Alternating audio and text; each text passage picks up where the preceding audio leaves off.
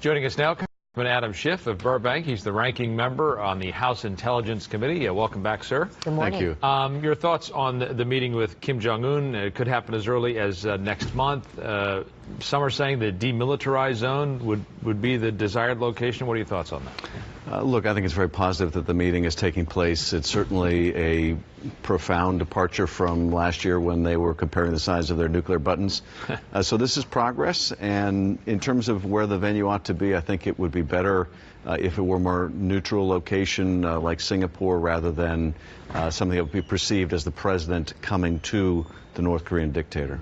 The State Department says the focus will be denuclearization. Do you believe that Kim Jong-Un is truly committed to dismantling his nuclear weapons program?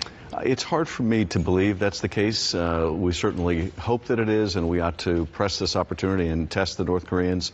But what we've seen historically is the North Koreans vacillate between a confrontational position and then conciliation. When there are sanctions imposed periodically, they try to get out from that economic pressure by appearing to discuss denuclearization. But what they have in mind is often very different. Yes, we'll get rid of our nukes if America gets rid of its nukes, or if you pull all your troops out of South Korea, and if you give us all the economic aid we want before we have to do anything. Obviously, that's not going to fly. But if that's what they have in mind, then it's going to be a real challenge. Earlier this week, Rudy Giuliani, who has joined President Trump's personal legal team, was the one who seemed to announce on behalf of the U.S. government that the 3 Americans being held in North Korea are going to be released. Now, the president is confirming that this morning.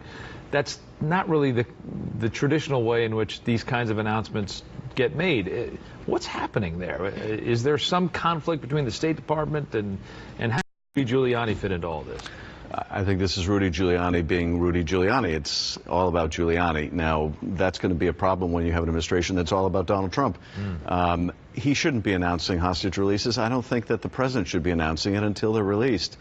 This gives the North Koreans more leverage. They know now this is something the president needs and is committed to. Now, I think as a practical matter, the president couldn't go into a negotiation unless that was agreed upon. He can't come away from that without the return, at least, with U.S. hostages. So I have to think that if the summit goes forward, that's going to happen, but nobody should be releasing it before it's a done deal. Would you concede that President Trump's sort of attitude toward North Korea has resulted in all of this?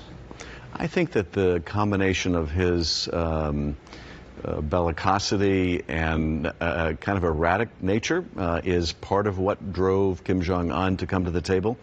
But before I think the president hangs out the mission accomplished banner, he needs to realize this is just one phase of the North Koreans, and they are likely to turn to confrontation later. Before he takes too much credit now, he needs to know he's going to get responsibility if things don't work out. The reality is the North Koreans are very hard to negotiate with. They play rope-a-dope a lot. What they're going to try to do is divide us from our South Korean allies. And this talk now about our withdrawing our troops or diminishing our number of troops, that's really singly unhelpful. I don't know why the administration is even floating that idea. It undermines our bargaining position. It causes consternation with our allies. So I don't think that's a very smart strategy. We also want to get your thoughts on this morning. The Republican majority in the House Intelligence Committee recently issued its report on the Russian investigation, concluding that there was no collusion. Is this case closed as far as the House is concerned, and how will the committee move forward on other issues after such a contentious? It isn't case closed, and I think the only ones in Congress or the administration that really consider this over are a handful of Republicans on the Intelligence Committee. The special counsel's work goes on, and indeed those 49 questions, a lot of them were about collusion, a lot of them were about obstruction of justice. Clearly Bob Mueller doesn't think the investigation is over, and neither do we. In the committee, the Democrats continue with the investigation. We had a witness in last week, the whistleblower from Cambridge Analytica. So our work goes on.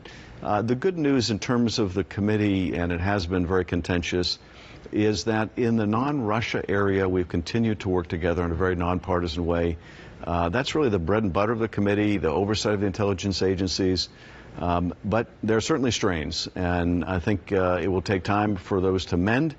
But the Russia work is too important to be abandoned. And one of the reasons why I'm moving to have all the transcripts of the witness interviews released is so the public can see the evidence that goes to collusion and obstruction of justice, but also to see the degree to which my GOP colleagues on the committee weren't really interested in finding the truth, how often they acted as the defense lawyers for the White House rather than impartial investigators.